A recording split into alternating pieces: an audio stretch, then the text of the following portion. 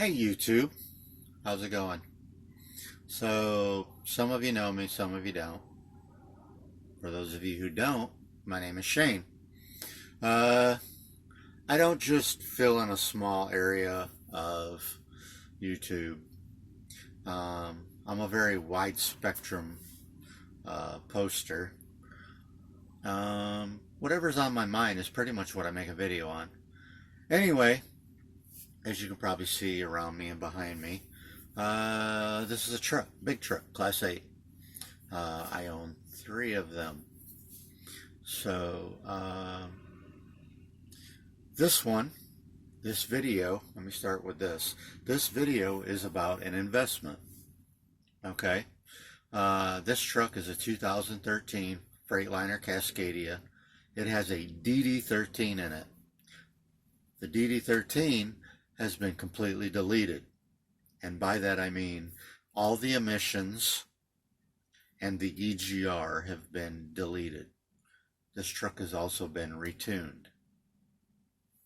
Some frown on that, especially states and EPA.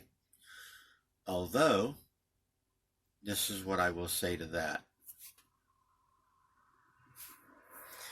Anyway, I will explain that one. So, I've been doing this for 26 years.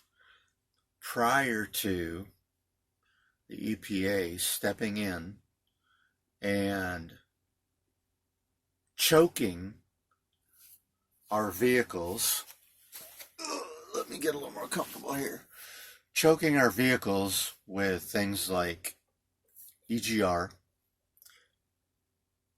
diesel exhaust fluid, which is nothing more than rancid piss, literally. It's urea. Urea is urine, or urine that has sat and fermented. And that's what they use as a catalyst. Although they will tell you, no, it's not the same.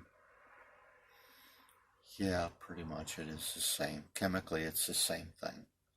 Anyway, they just synthetically make it. Anyway, back in the day, because technology was old, or older, it was pretty typical for trucks to get 6.5 to 7 miles per gallon. This truck is a DD13, 2013 Freightliner Cascadia, completely deleted and retuned. Now, when I first bought this truck, I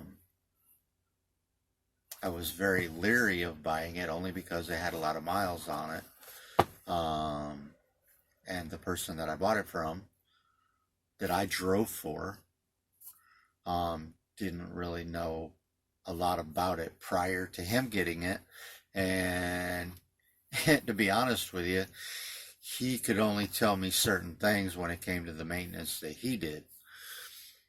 So, since I've gotten this truck, I have spent thousands of dollars bringing it back up. But on the other end of that, this truck has made me thousands of dollars, so I'm not going to complain. It's been a really, really good, reliable truck. In that, it takes a lot of hard work and a lot of time and dedication on my part to bring it and keep it to where it is. Now, this truck is fixing to turn 1 million miles. It's at 998,000 now. When I first bought it, 6.9 was the absolute best that I could get out of this truck. And that was with a load under 12,000 pounds. Since I've gotten this truck, I have done an overhead on it. I only run synthetic oil with Lucas, a gallon of Lucas added. This truck, or this engine, will hold 11 gallons of oil, 1 gallon of Lucas. I made an investment. actually 2 investments. One I'm fixing to show you. The other one I'll do a video on here probably within the next couple weeks. But I'm doing this video for a reason, because I want to document what happens prior and what happens post. So, give me just a second. Okay, so I keep really good records, or pretty decent records, of where I start, where I go to, my mileage, my fuel mileage, you know, all that good stuff, my weight. So as you can see on this one, that's 7,000 pounds. There's how many miles I drove for the trip, and this will tell you the rest. There's my miles per gallon, how many gallons I used in those miles. You know, and sometimes I forget to write it down, but most times I don't. I'm gonna have to reattach that page, you know, and you can see down here, this was my weight, miles I drove, my mileage in gallons used. So, and I do that these are all my miles drove for that particular trip. Anywhere I scribble under them, that's the total miles ran for that trip. And at the end of the week, I can total those up, and I know how many miles I've got for that settlement. Anyway, so 6.9 was the most I could get out of this truck. I did my overhead, changed the oil, and I started using Pittsburgh Power's fuel catalyst. It went up by, well, depending on the weight. If I pull 12,000 pounds on flat ground, like coming out of Texas, across Louisiana, Mississippi, Alabama, until you get over towards Georgia, and then it's up and down, and then it comes up into South Carolina. Doing something like that, I average about 7.5 to 7.7. So it's gone from 6.9 to 7.7. It's a drastic climb. Now, having said that, here's what I bought. Let me grab it. Don't you go nowhere. Alright. So, as you can see, this is it right here. I bought a FASS fuel system. Okay. I don't know what that end says. I know it says something, but I can't see it. I'm just showing you the box for the most part. So, yeah. So it comes with everything in it. Now, here's the actual, that's the pump and the filters, okay? And I've already opened the box up, okay? It's got black tape on it now because I'm going to drop it off at the shop tomorrow before I leave, because I won't put this on while I'm out, so I'll have one more trip without it.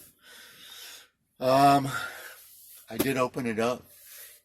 It came with 2 boxes.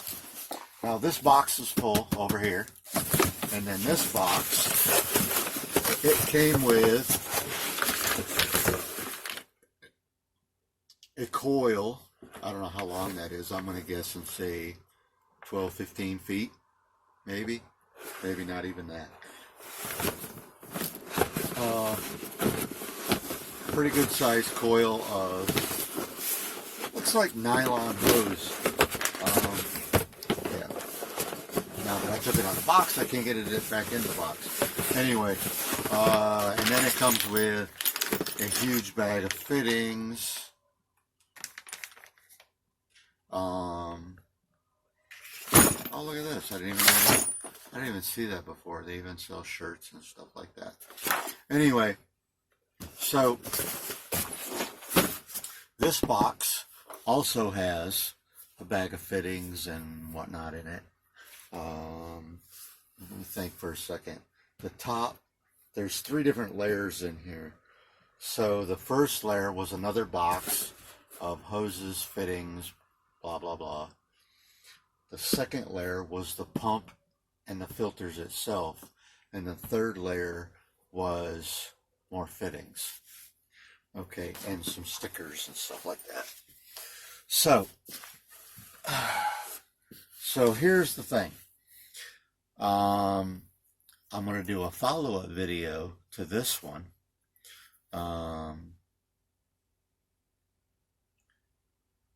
Because I really want to do a very legit comparison as far as before and after. So I'm going to make a very concerted effort to document my mileage and my weight, what kind of day it was, whether it was raining, whether it was sunny, humidity, all that, because that all plays into the effect of, combustion. Not that it plays an effect on this, but however, those are just variables in how this will perform. This will do what it's supposed to do, and the fuel that goes in versus the atmosphere will be the outcome.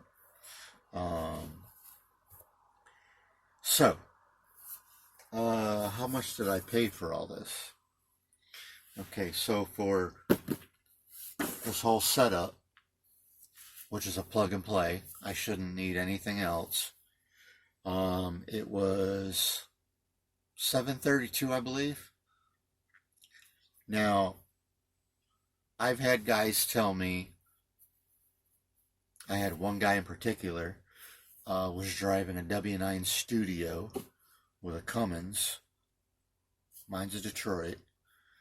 He was driving a W9 Studio with a Cummins, and he said his fuel mileage went up 0.8 of a mile per gallon. He had more power, more torque. He didn't have to use the fuel pedal as much, and his engine was actually quieter. So, once I get this whole system on, I will do another preliminary video as to what the vehicle sounds like and how difficult it was to install. And then I'll probably do another video a week later on how my mileage is doing. Anyway, I don't want to drag this out much longer, so y'all have a safe night. Have a good night. Stay safe. Stay crazy. You know what I'm going to say. Alright? Not too crazy. Don't hurt yourself. Anyway, y'all have a good one. I am going to drink me a cold one. Usually I drink bottles, but I'm going to drink a can tonight. Y'all have a good one. Later.